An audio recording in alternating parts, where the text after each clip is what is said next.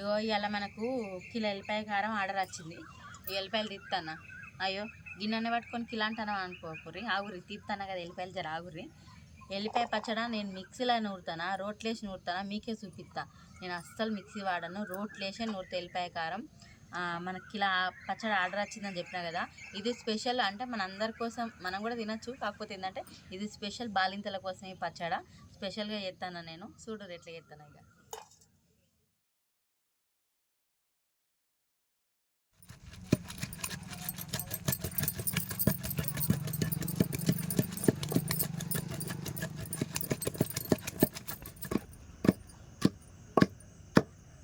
మెత్తగా దంగింది, మిక్సీలో దంగినట్టు చూడు ఎట్లా దంగింది.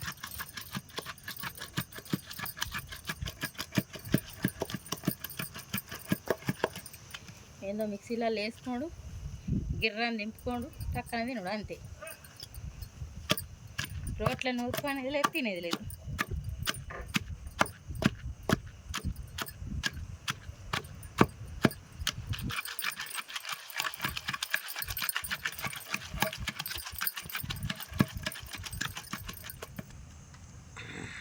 ఏ చిన్న మిస్టేక్ చేసినా కళ్ళలో వచ్చి పడుతుంది కారం. అసలే మా కాడ గాడు పెడుతుంది, వాన కొడుతుంది. మీ ఊర్లో కొడుతుందా నువ్వు వాన?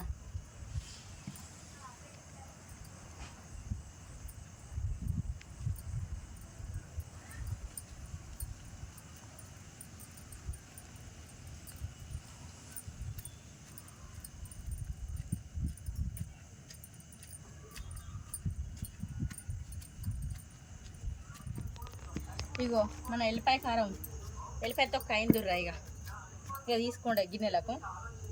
ముచ్చట ఏంటంటే మన పెద్దపల్లి చుట్టుపక్కల ఉన్న వాళ్ళకైతే రోటి పచ్చళ్ళు కావాలంటే ఎప్పుడు చేసిస్తా నేను.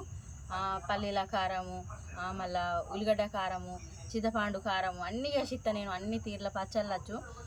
మళ్ళీ టమాటాలను పల్లీలు, మళ్ళీ అవి మిరపకాయలు రోట్లేసి నూరుకుంటే ఖతర్నాక్ ఉంటుంది కదా. ఈ కాడికి వెళ్ళి మీరు మిక్స్లో పట్టుకొని తినకూరి, నేను రోట్లో వేసి పంపుతాను మీకు. సరేనా? నువ్వు ఎవరికైనా కావాలంటే ఆర్డర్ పెట్టుకోరి. బాగా దూరం ఉన్న వాళ్ళకైతే రోటి పచ్చళ్ళు అయితే పంపలేను, ఎందుకంటే అవి కొంచెం నీళ్లు తడుపుకుంటే వేయాలి కాబట్టి బాగా వద్దు లాగాయి అన్నట్టు. అందుకోసమే దూరం అయితే పంపించ.